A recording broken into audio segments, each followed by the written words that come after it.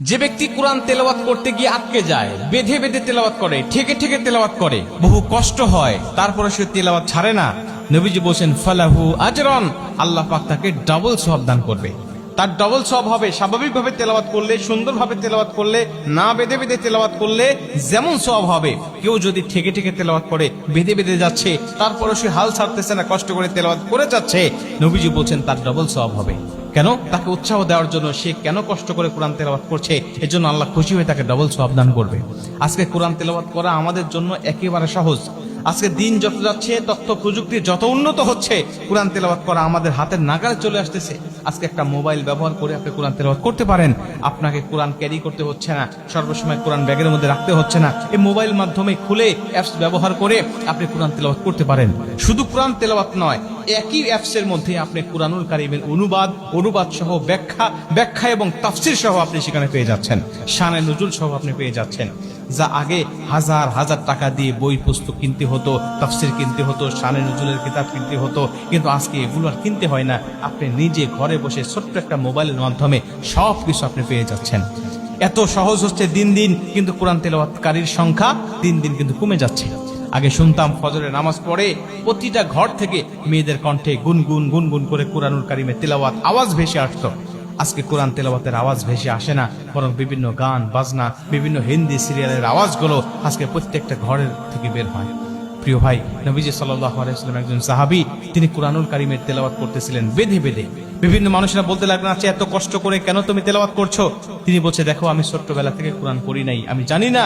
আমি মুসলিম হয়েছি দীর্ঘ জীবন পরে, আমি বৃদ্ধ হয়ে গেছি, আমার মুখে আসে না, আমি কষ্ট হয় তেলাওয়াত করতে, কিন্তু আমি ছাড়ি না। কেন? আমি নবীজির জবান থেকে শুনেছি, নবীজি বলেছেন কেউ যদি ঠেকে ঠেকে কোরআন তেলাওয়াত করে, বেঁধে বেঁধে তেলাওয়াত করে, আল্লাহ পাক তাকে নাকি ডবল সওয়াব দেয়। আমি সেই ডবল সওয়াবের আশায় আমি কষ্ট হলেও কুরআনুল কারীমের তেলাওয়াত ছাড়ি না, আমি কোরআনের তেলাওয়াত করি।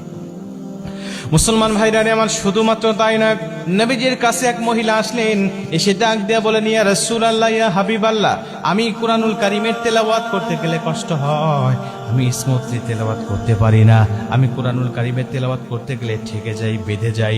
নবীজি, আমি কি করব আমাকে বলেন তো দেখি। আমার বয়স হয়ে গেছে, এখন তো কুরআনুল কারীম ওভাবে শিখতেও পারি না, আমি বহু কষ্ট করে তেলাওয়াত করি। নবীজি বলেন, আমি কি করতে পারি? আমি কি তেলাওয়াত থেকে বিরত থাকবো, নাকি এভাবেই তেলাওয়াত চালিয়ে যাব? নবীজি ডাক দেয়া বলেন, বুড়ি মহিলা শুনে নাও, তুমি স্মুথলি তেলাওয়াত করলে, না বেঁধে তেলাওয়াত করলে, স্বাভাবিকভাবে তেলাওয়াত করলে যেটুকু সওয়াব তুমি পেতে, তুমি কষ্ট করে বেঁধে বেঁধে তেলাওয়াত করার কারণে, ঠেকে ঠেকে তেলাওয়াত করার কারণে আমার আল্লাহ তোমার আমলনামায় ডবল সওয়াব দান করে দিবে। তুমি বেঁধে বেঁধে তেলাওয়াত করলে আল্লাহ তোমাকে ডবল সওয়াব দিবে। এখন তুমি বলো, তুমি তেলাওয়াত করবে নাকি বাদ দিবে? তিনি উৎসাহ পেলেন, উদ্দীপনা পেলেন। তিনি বলছেন, ইয়া রাসূলুল্লাহ, আজকের থেকে কোরআন তেলাওয়াতের প্রতি আমার মনোযোগ, আমার আকর্ষণ আরো বেশি তৈরি হলো। নবীজি, আমি বাসায় গিয়ে সর্বসময় শুধু কোরআন তেলাওয়াতের উপরেই থাকবো। প্রিয় ভাই, এজন্য আমরা এখন কোরআন কারীম তেলাওয়াত করা সহজ, আমরা তেলাওয়াত করব বেশি বেশি। এতে আমার কি হবে? আমার সওয়াবের পাল্লাও ভারী হবে, এবং বেশি বেশি তেলাওয়াত করার কারণে আমি কোরআনুল কারীম কিন্তু স্বাভাবিকভাবে তেলাওয়াত আমার জন্য হয়ে যাবে। অনেক মানুষ আসি অযথা বসে থাকি, আর 5 ওয়াক্ত নামাজ শেষে মোবাইলটা খুলে অ্যাপসটা বের করে আপনি কোরআন তেলাওয়াত করেন। আপনি কোথাও যাচ্ছেন, আপনি কোরআন তেলাওয়াত করতে থাকেন, আপনি কোরআন তেলাওয়াত করতে পারতেছেন না, আপনি মোবাইলে গান না শুনে, নাটক সিনেমা না দেখে, আপনি মোবাইলে সাউন্ড দিয়ে বিভিন্ন কারীদের কণ্ঠের তেলাওয়াত আপনি শোনেন। অন্তত আপনি গুনাহ থেকে বেঁচে থাকলেন, এবং শোনার কারণে উনি তেলাওয়াত করে যে সওয়াব পাচ্ছে, আপনি শোনার কারণে একই রকম সওয়াব কিন্তু পাচ্ছেন। গানের গুনাহও হচ্ছে না, আপনার সময়টা অপচয়ও হচ্ছে না, আপনি কিন্তু অনেক